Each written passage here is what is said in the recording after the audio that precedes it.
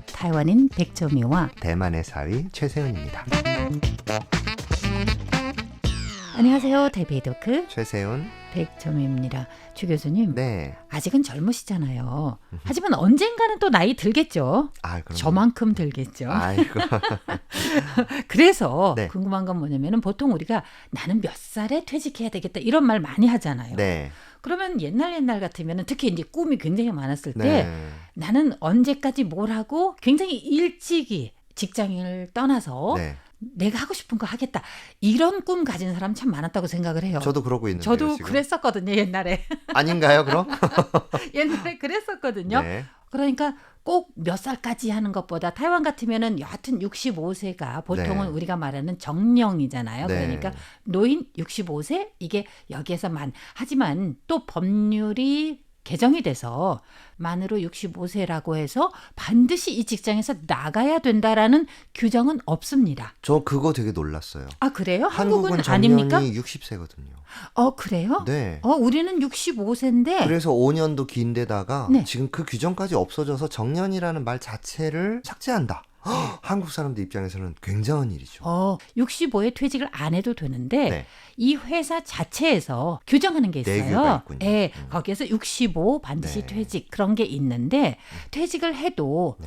예전 같으면 그게 안 됐지만 지금은 뭐가 되냐면은 옛날에 근로보험이 있잖아요. 네. 근데 그 근로보험은 당연히 65세 이상은 안 해줘요. 근데 지금은 또 돼요. 그렇군요. 하지만 저는 안 해버렸어요. 한국에서 옛날에 직장에 뛰어든다 그러면 몇 살쯤인가요? 한국은 군대를 갔다 와야 되죠. 남성은 훨씬 더 늦겠네요. 네, 그죠? 또 대학을 다녀야 되는데 대학을 4년 다니고 군대를 한 26개월, 28개월, 네. 예전에 30개월까지 있었죠. 네. 그렇게 하면은 벌써 사회에 나오는 나이가 25, 6, 7 평균적으로 7 정도 됐던 것 같아요. 근데 근로자 보험 한국도 있잖아요. 우리처럼. 물론이죠. 한국에서는 일반적으로 평균. 네. 그러니까 나 이제 퇴직합니다. 네. 근로자 보험 안 듭니다. 네. 하면서 신청하는 게 있잖아요. 네. 옛날에 냈던 이 보험금 관련해서 이렇게 정산을 해주고 그러는데 네. 한국은 보통 몇 년 동안 근로자 보험에 가입한지 아세요? 평균. 타이완의 경우 같으면은 옛날엔 더 길었는데 네. 작년 말 기준 예. 29.9년이에요. 다시 말해서 30년 관문이 무너진 거예요. 그렇군요. 옛날 같으면은 네. 평생 어떤 직장에 있는 사람 많잖아요. 네. 그런데 아니라는 게 바로 작년부터 달라졌다라는 건데 네. 한국은 몇 년인지 궁금하네요. 한국도 비슷할 겁니다. 네. 하지만 이게 저희가 정년이 짧고 네. 그리고 중간에 이직하는 상황들도 많고 보통 이 노동보험이라고 하는 것이 산재보험도 따로 있고 네. 국민연금도 따로 있고 뭐 개별적으로 자기가 이제 어떤 노동단체에 포함이 돼 있거나 그러면 또 그쪽으로 나가는 또 그런 적립금이 있거든요. 네네. 가령 교수 같은 경우는 사립대학들은 사학연금이라는 것을 또 내고요. 네. 그렇게 되니까 이제 굉장히 분산되어 있어요.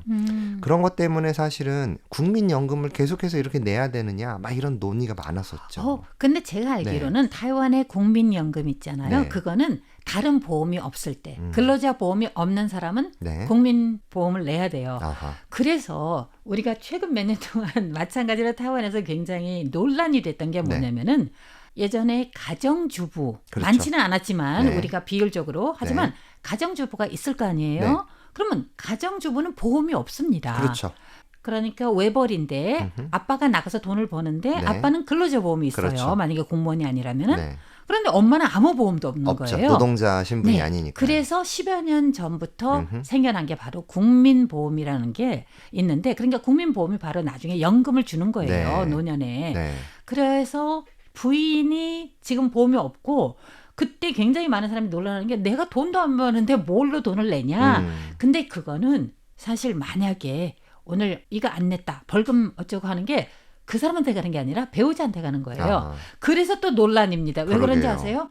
이건 결혼한 사람 두 배로. 그러니까 결혼 못하게 하는 맞아요. 거니까 결혼한 사람이 오히려 벌을 받는 거예요. 그렇죠. 그래서 이런저런 문제는 많은데 네. 아직까지 이거는 100% 해결은 안 됐습니다만은 확실하게 네. 보험이 없는 사람들도 나중에 노년에 보장이 있어야 된다 해서 그렇죠. 국민보험이 있어야 된다고 이게 바로 맞습니다. 타이완 건데요. 네. 제가 그래서 이제 찾아보니까 타이완에서 작년 말 기준으로 해서 이제는 퇴직한다. 나 정년 퇴직이다. 네. 그래서 근로자 보험 퇴직금 신청하는 게 있어요. 네. 그 신청 평균 일한 기간을 보면은 네, 근속 29.9년. 연수가. 네, 네. 근속 연수가 29.9년으로 되어 있는데요. 네.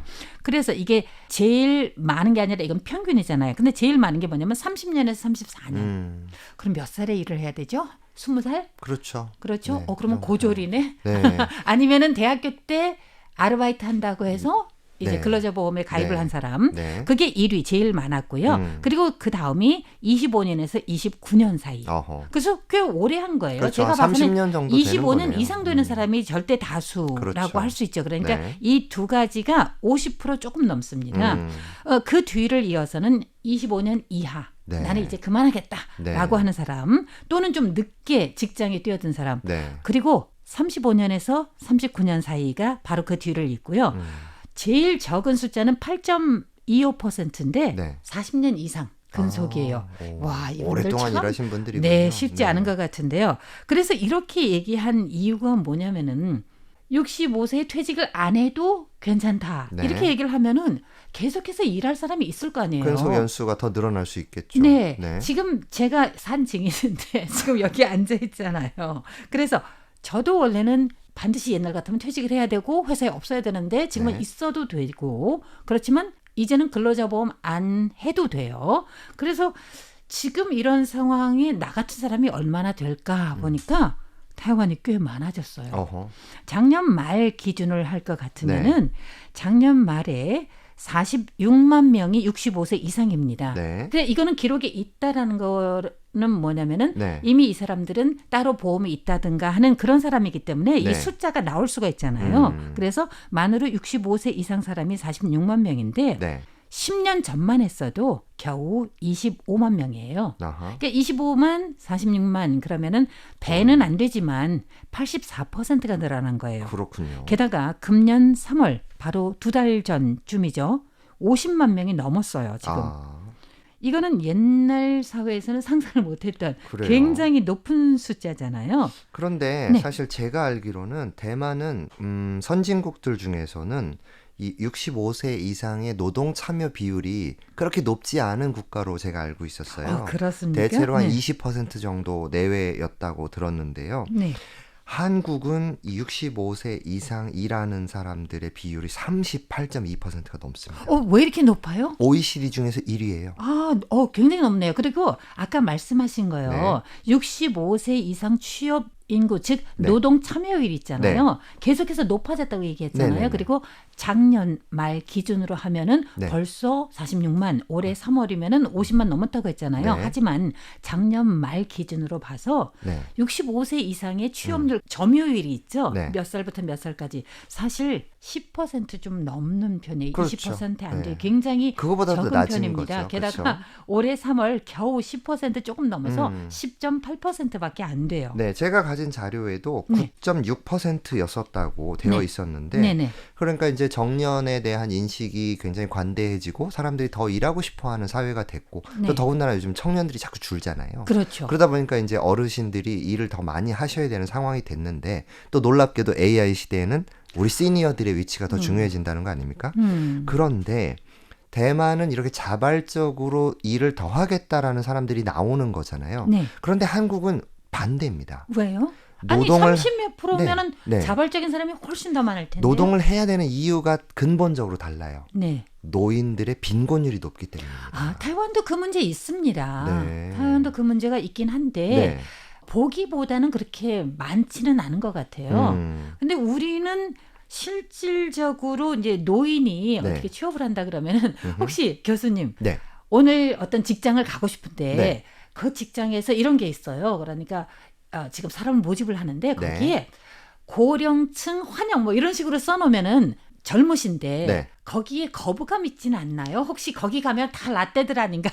꼰대들 그것 아닌가 이 생각 안 때문에 하나요? 오히려 청년들이 네. 이거 뭐야 불이익 받는다. 왜냐하면 어르신들이 보통 하는 시니어 일자리라고 네네네. 하는데요. 네. 그런 일자리들이 보통 굉장히 기초적인 노동을 하는 거예요. 그래서 네. 뭐 패스트푸드점에서 청소를 하거나 저도 그걸 물건을 봤는데. 받거나 네. 청소를 하거나 네네. 뭐 이런 건데 그런 것들은 이제 아르바이트생들이 좀 아. 쉽게 이렇게 하면서 빨리 일하고 빨리 자기 공부하러 가고 이래야 되는 내용이잖아요. 아니잖아요. 네. 그런데 문제는 이런 것들을 자꾸 시니어들한테 주니까 뺏기는구나. 청년들과 경쟁이 되는 거예요, 이게. 자, 우리 그러면은 다음 주에 계속해서 우리 노령층의 노동 참여율이 타이완에서는 이제 높아지고 있는데 겨우사이 이제 10% 조금 넘어섰어요. 네. 그런데 젊은 세대들, MZ세대라고 하는데 네. 이 친구들이 아니 저분들이 나와가지고 내 일자리 뺏어갔다 이렇게 생각할 정도라고 하셨는데 네. 타이완에서는 조금 더 다른 백서가 나왔습니다. 조사 오케이. 결과가 나왔어요. 우리가 좋습니다. 다음 주에 이거에 대해서 조금 더 얘기를 해보면서 어떠한 직업이 저 같은 나이에 좀 어울리는지 이런 거 한번 다음 주에 한번 얘기해 볼까요? 네, 좋습니다. 네, 오늘 도움 말씀 대단히 감사합니다. 태베도크 여기서 끝마칩니다. 진행해 최세은 백점이었습니다. 여러분 감사합니다. 감사합니다.